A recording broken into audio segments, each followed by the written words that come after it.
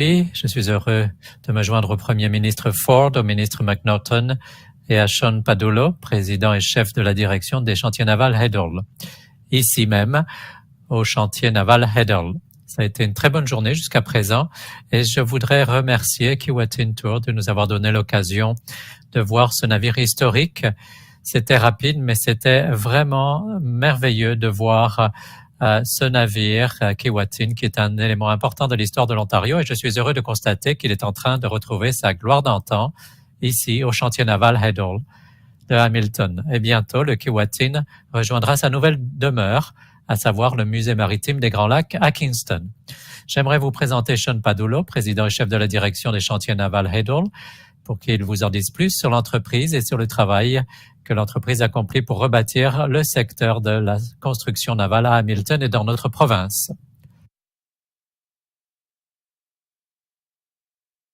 Merci beaucoup, Monsieur le Ministre. Bonjour à tous. J'ai l'honneur d'accueillir nos distingués invités, le Premier ministre Ford, Monsieur le ministre Lumsden, Monsieur le ministre McNaughton et Madame la députée provinciale Donna Scully, notre plus grande championne. Et même si elle n'est pas présente, j'aimerais remercier la ministre Mulroney et son personnel qui ont travaillé sans relâche à l'élaboration d'une stratégie maritime de l'Ontario qui profitera aux travailleurs du secteur maritime de l'Ontario pour les générations à venir.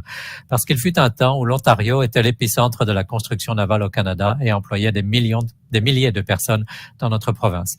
Et grâce au Premier ministre Ford, au ministre McNaughton et à l'ensemble de l'administration Ford, la construction navale revient en Ontario, de même que les emplois bien rémunérés qui vont de pair avec cette industrie. Il s'agit d'emplois bien rémunérés qui dureront toute une carrière, des emplois qui favorisent l'accession à la propriété et le renforcement des communautés. Les fonds de formation que nous avons reçus du ministère du Travail, de la Formation et du Développement des compétences nous ont permis de lancer le projet de modernisation des chantiers navals de l'Ontario et de commencer à former la prochaine génération de constructeurs de navires en Ontario. Depuis qu'elle a reçu ces fonds, la société Heddle a obtenu plus de 150 millions de dollars de contrats fédéraux pour des chantiers navals. Et il s'agit là d'un solide retour sur investissement. Ce n'est que la partie émergée de l'iceberg. Cependant, nous avons formé, perfectionné et recyclé plus de 400 personnes au Canada. Nous avons soutenu le recrutement et le maintien en poste de plus de 100 personnes issues de groupes sous-représentés et nous avons aidé les nouveaux arrivants au Canada. Au cours des prochaines décennies, des contrats fédéraux d'une valeur de plus de 5 milliards de dollars sont prévus pour reconstruire les flottes de la garde côtière canadienne et de la marine royale canadienne. Le Canada a besoin des chantiers navals de l'Ontario pour commencer à livrer les navires et l'administration Ford veillera à ce que la province dispose des travailleurs qualifiés pour cela. Je vous remercie. Merci Sean et merci pour le très beau travail que vous faites. Merci à vos collègues et le soutien qu'ils nous ont apporté aujourd'hui. Et maintenant, j'ai le plaisir de demander à mon collègue Monte McNaughton, ministre du Travail, de l'Immigration, de la Formation et du Développement des compétences, pour qu'il nous parle du soutien que l'Ontario apporte aux travailleurs qualifiés comme ceux des chantiers navals de Heddle. Eh bien, bonjour à tous. Merci Neil de cette très gentille présentation et tout le travail que vous faites dans cette région pour soutenir les entreprises et les travailleurs. C'est un plaisir d'être de retour à Hamilton, au chantier naval Heddle, avec le président Sean Padulo et tant de constructeurs de navires qualifiés. Et puis également la maire adjointe, Tammy Wang, et ma formidable collègue, Donna Scully, députée provinciale de Flamborough-Glanbrook, et bien sûr le premier ministre Doug Ford. Au cours de la prochaine décennie, l'Ontario devrait avoir besoin de 100 000 travailleurs additionnels, uniquement dans le secteur de la construction, pour bâtir les écoles, les hôpitaux, les routes et les métros sur lesquels les familles et les entreprises comptent tous les jours, et pour réaliser l'ambitieux plan de notre gouvernement visant à construire 1,5 million de logements supplémentaires d'ici 2031.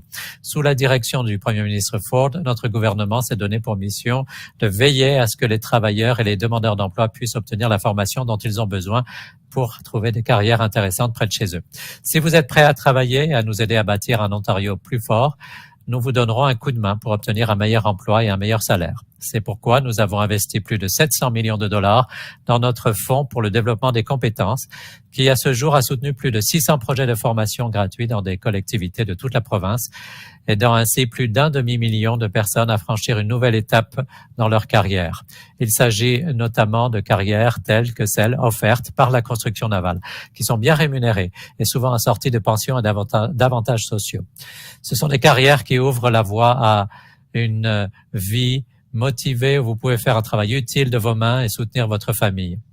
Il est formidable de voir que l'industrie et la construction navale de l'Ontario est à nouveau en plein essor, sous l'impulsion de l'incroyable travail réalisé par Hadle. En travaillant ensemble, gouvernement, entreprises, syndicats, nous continuerons à aider les travailleurs à transformer leur potentiel et à obtenir de bons emplois et à faire croître l'économie de l'Ontario.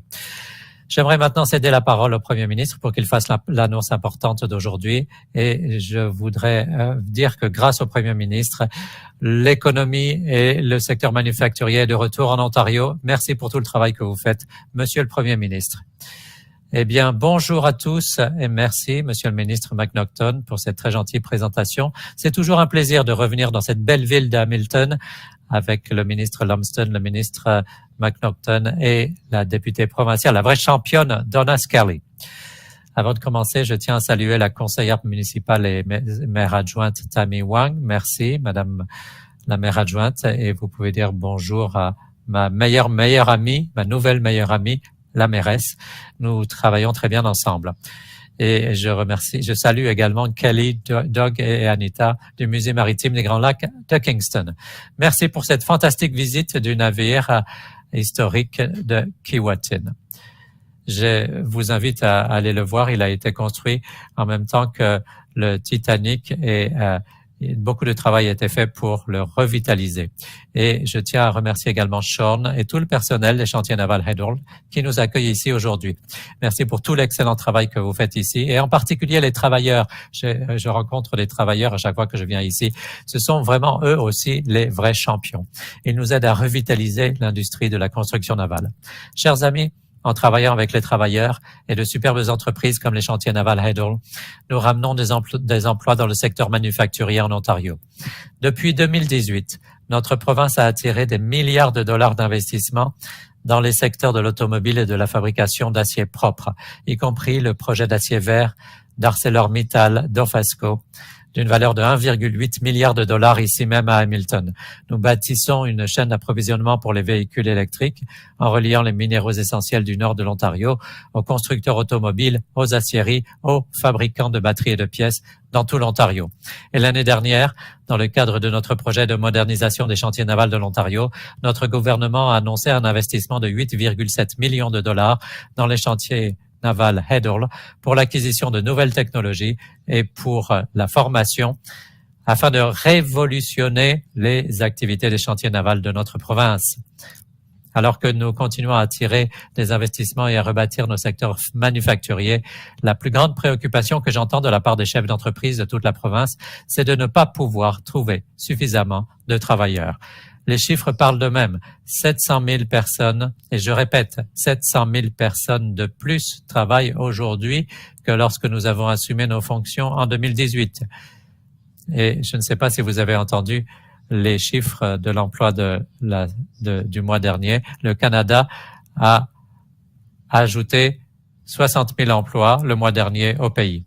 Et sur ces 60 000 emplois, 56 000 c'est-à-dire 93% de ces emplois, ont été créés ici, en Ontario. Cela en dit beaucoup sur la population de l'Ontario et c'est remarquable et merci.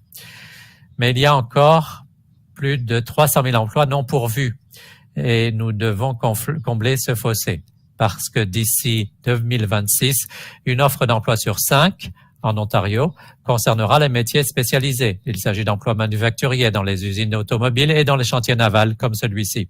Il s'agit également des emplois nécessaires à la construction de routes, de transports en commun, d'écoles, d'hôpitaux et de nouvelles maisons dont notre province a besoin. Ce sont les emplois qui bâtiront l'Ontario. C'est pourquoi notre gouvernement investit plus de 1,5 milliard de dollars dans notre stratégie en faveur de métiers spécialisés, en travaillant main dans la main avec les syndicats, les entreprises, les collèges, les universités, pour former la main-d'œuvre qualifiée dont notre économie a besoin. Qu'il s'agisse d'améliorer les compétences des travailleurs, de former de nouveaux travailleurs ou d'éliminer les obstacles à l'arrivée d'un plus grand nombre d'immigrants qualifiés dans la province, nous ne négligeons aucune piste, nous mettons la main à la pâte. Et donc aujourd'hui, dans le cadre de notre fonds pour le développement des compétences, nous annonçons un nouveau financement de 3,7 millions de dollars pour former davantage de personnes pour des emplois bien rémunérés dans l'industrie de la construction navale. Un nouveau programme dirigé par les chantiers navals Hadle qui permettra aux travailleurs nouveaux et actuels de Hamilton et de Port Weller de bénéficier d'une formation pratique à la réparation et à la construction navale. Il offrira également une formation en classe pour des carrières en demande, comme celle de soudeur, de mécanicien de chantier, d'électricien. Et il aidera les entreprises comme les chantiers navals Hadle à attirer de nouveaux contrats lucratifs et à créer de nouveaux emplois. Sean, vous avez mentionné des contrats fédéraux. Eh bien, avec les premiers ministres provinciaux, nous avons vu que des millions de dollars vont vers la Colombie-Britannique, vers la Nouvelle-Écosse, vers le Québec pour les chantiers navals. Et pour les nouveaux navires, nous devons aussi obtenir des contrats pour l'Ontario. C'est absolument essentiel. J'aime beaucoup les gens des autres provinces, mais nous devons aussi nous occuper des gens de l'Ontario également. Parce qu'en plus des chiffres que vous avez dit, Sean, nous avons reçu 0 nouveau navire de la part du gouvernement fédéral pour ce qui est de la construction navale. Chers amis, alors que nous continuons à faire face à l'incertitude mondiale, notre gouvernement travaille d'arrache-pied pour bâtir une économie capable de résister à toutes les tempêtes, une économie qui ne perd jamais de vue ce qui est le plus important, aider les gens à réussir, aider les travailleurs à réussir. Ça commence par la création de conditions économiques qui attirent les investissements dans la croissance et les bons emplois. Nous avons le bon plan pour bâtir l'Ontario. Nous rendons l'électricité plus abordable. Nous maintenons les impôts et les taxes à niveau bas. Nous réduisons les formalités administratives. Nous investissons dans les transports en commun, les routes, les autoroutes pour assurer la circulation des personnes et des marchandises et nous formons la main-d'œuvre qualifiée dont les entreprises ont besoin. Je vous remercie à tous d'être ici et que Dieu bénisse la population de l'Ontario. Merci. Nous allons passer aux questions des journalistes. Je demande aux journalistes de se mettre, de faire la file au micro. Je vous demande de vous identifier avec votre nom et l'entreprise que vous représentez. Sarah Pisker de CBC Hamilton.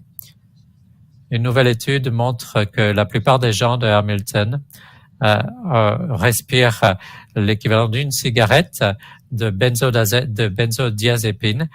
Qu'est-ce que la province va faire concernant les exemptions concernant la qualité de l'air? Eh bien, je parlerai le ministre de l'Environnement, mais je peux vous dire ce que nous faisons pour l'environnement. Nous investissons, nous avons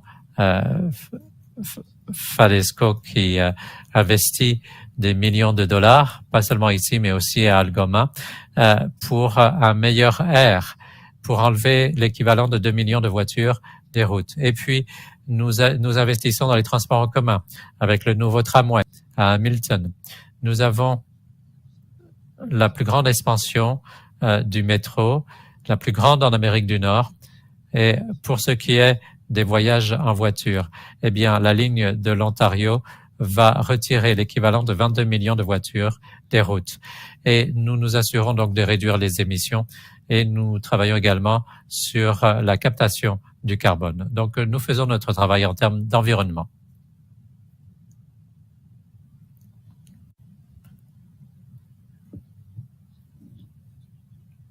Hamilton Spectator. Alors, avec votre nouvelle meilleure amie, la mairesse Horvath, le Conseil ne veut pas nécessairement suivre les décisions de votre gouvernement concernant la ceinture de verdure.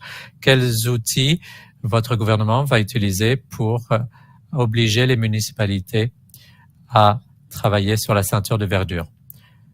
Eh bien, j'ai hâte de travailler avec la mairesse et d'en discuter avec elle. Nous sommes la région qui connaît la plus grande croissance économique en Amérique du Nord. Avec 504 000 personnes, presque l'équivalent de la population de l'Ontario, arrivent en Ontario. Donc, imaginez la population de Hamilton, l'équivalent, qui arrive en Ontario tous les ans. Nous devons donc construire des maisons pour ces nouveaux arrivants. Les nouveaux arrivants, les réfugiés, les immigrants qui viennent dans notre province. Nous devons construire 1,5 million de logements et tout le monde doit y participer. Nous avons besoin de logements. C'est aussi simple que cela. Et n'oublions pas seulement les jeunes, pas seulement d'ailleurs les jeunes, tout le monde. Et les logements ne sont plus abordables. Et avec également la hausse des taux d'intérêt de la part du Banque du Canada. Et cela est difficile pour les gens qui doivent renouveler leur hypothèque. Et donc, il faut construire des logements abordables, des logements pour les gens. Eh bien, à nouveau, le conseil municipal de Hamilton ne veut pas parler avec le gouvernement de l'Ontario, ne veut pas travailler avec le gouvernement de l'Ontario. Il considère que ce qui est proposé est malhonnête. Et donc, comment est-ce que vous allez obliger la construction de ces logements dans la ceinture de verdure? Eh bien, Hamilton doit apporter sa contribution, comme Toronto et tout le monde.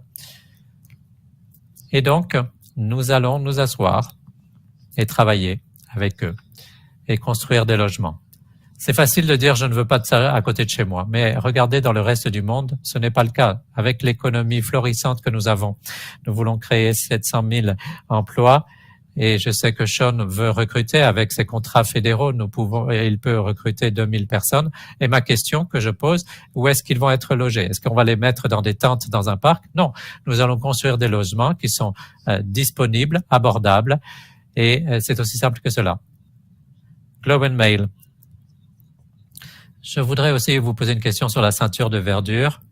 Michael Rice et Silvio de Gasparis qui ont déposé des recours pour qu'ils ne participent pas au processus. Est-ce que vous êtes d'accord avec la ministre Rice concernant leur participation?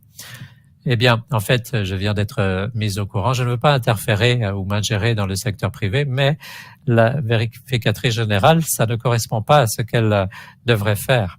En tout cas, je vais les laisser s'en occuper. Je sais que tout le monde dans mon bureau travaille avec le commissaire à l'intégrité et avec la vérificatrice générale. Nous devons construire des logements. C'est aussi simple que cela. Le secteur privé doit pouvoir faire ce qu'il veut et construire des logements. Si on construit 50 000 emplois avec 2 personnes qui y vivent, c'est 100 personnes qui auront un logement, 100 000 personnes qui auront un logement. Et dans certains endroits, il faudra construire des hôpitaux, des foyers de soins de longue durée. Donc, au bout du compte, est-ce que ce serait vraiment terrible de dire ne nous expandons plus, essayons plutôt de prendre du retard par rapport au monde? Non, je ne suis pas d'accord. Il faut favoriser l'immigration et avoir une province où 700 000, puisqu'il y a maintenant 700 000 personnes de plus qui ont un emploi, un salaire, qui peuvent payer une hypothèque et payer leurs factures. Il y a 5 ans, il y avait 700 000 personnes qui n'étaient pas en mesure ou 700 000 personnes de moins qui ne pouvaient pas le faire. Alors, qu'est-ce que vous dites aux gens qui voient les promoteurs immobiliers qui ont acheté des parcelles avant la décision de la ceinture de verdure et qui ne participent pas à des entrevues?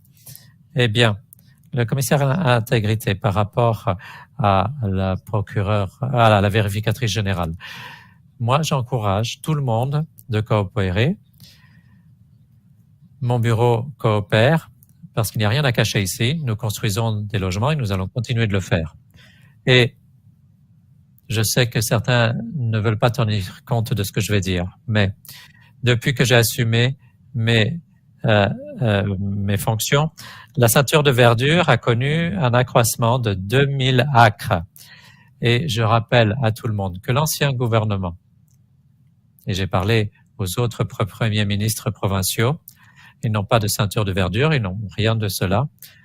Ça a été un nom qui a été donné aux libéraux, par les libéraux, mais l'ancien gouvernement a changé 17 fois la ceinture de verdure. Qu'est-ce que ça veut dire? Qu'est-ce qu'il s'agit de gens qui sont hypocrites? Nous construisons des logements parce que après que ces communautés aient été construites, les gens des communautés l'apprécieront. Après qu'on ait construit un hôpital, les gens qui fréquenteront l'hôpital l'apprécieront. Bonjour. CHCH TV. Vous avez mentionné que votre cœur était brisé pour les gens qui devaient payer plus en raison de la hausse de taux d'intérêt, payer plus pour leur hypothèque. Qu'avez-vous à dire à ces gens? Alors, merci pour cette question. je suis allé au Manitoba, l'essence était à 1,57 $. Ici, elle est à 1,57 $, 1,60 $. Et nous sommes le premier et le seul gouvernement provincial, et le gouvernement fédéral ne l'a pas fait, qui avons réduit de 10 sous, 10 cents, le litre d'essence. Et cela représente des centaines de millions de dollars. Nous avons éliminé la taxe sur la plaque minéralogique. Nous avons également construit des routes dans la plupart des régions et les gens reçoivent plus d'aide. Et nous essayons de construire plus de logements pour ce soit plus abordable. Tout cela a trait à l'offre et à la demande. Donc, nous apportons notre contribution et j'ai besoin que le gouvernement fédéral apporte sa contribution fédérale également. Et ça serait bien s'il pouvait réduire la taxe sur l'essence de 10 à 15 sous. Pour ce qui est des petites entreprises, pour ce qui est de la hausse des taux d'intérêt, qu'est-ce que vous pouvez faire quelque chose? Nous avons réduit de 8 millions de dollars le fardeau sur les petites entreprises. Et la FCEI, Monty, est-ce que c'est 2 milliards et demi ou 3 milliards? Ce sont en fait des baisses de coûts pour les entreprises et les entreprises peuvent réinvestir cela. Tout le monde entier vient vers l'Ontario parce que nous avons créé un environnement et les conditions pour que les entreprises puissent prospérer et croître. Et à partir de là, les gens qui sont recrutés par ces entreprises peuvent prospérer. Il s'agit ici à Heddle de très bons emplois, bien rémunérés. Les gens peuvent travailler, épargner, ensuite faire un premier versement pour une maison abordable. Et pour le moment, nous avons plus de demandes que d'offres parce que tout le monde vient du monde entier, de l'Ontario, en raison de la qualité de vie que nous avons ici. Et sur les 60 000 emplois qui ont été créés le mois dernier au Canada, 93% de ces emplois ont été créés ici en Ontario parce que les excellents maires, la mairesse de Hamilton et tous les 144 maires apportent leur contribution. C'est pour cela que nous vivons au meilleur endroit du monde ici en Ontario.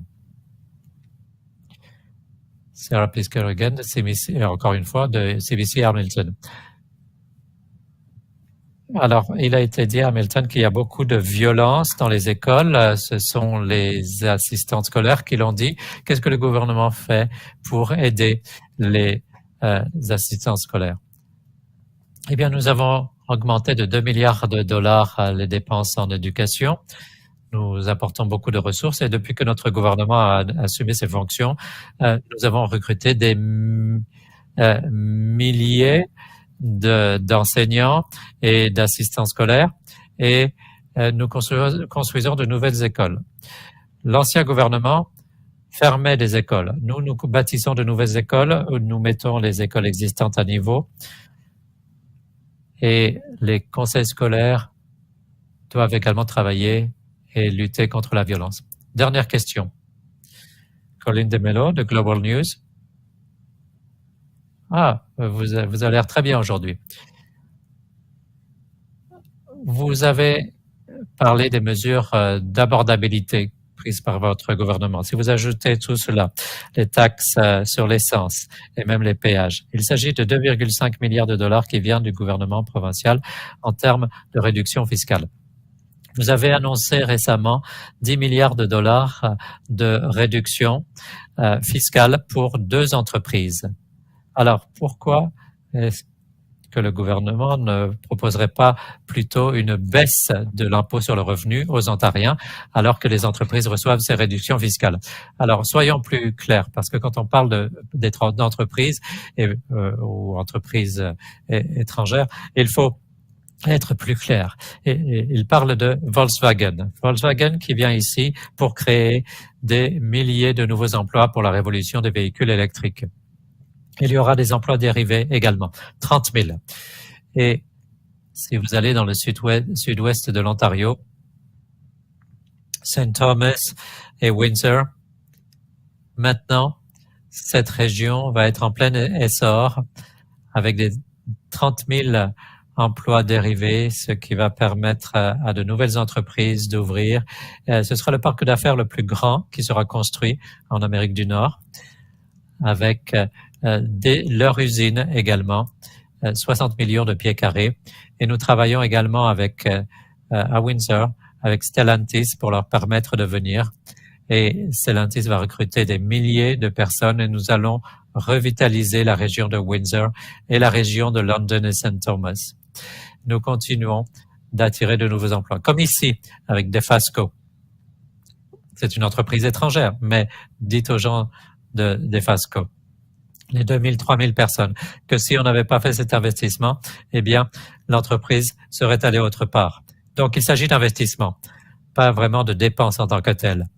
Et les entreprises, Volkswagen et Stellantis, vont recevoir un crédit d'impôt par batterie produite. Alors, si on avait dit aux gens, non, on ne veut pas investir dans des emplois, aller autre part, aller aux États-Unis, aller au Mexique, ça aurait été une catastrophe.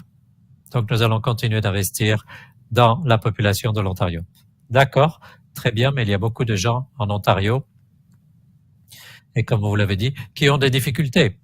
Et pourquoi est-ce que votre gouvernement n'envisagerait pas d'autres mesures additionnelles, par exemple une réduction de l'impôt sur le revenu ou une baisse de la TVH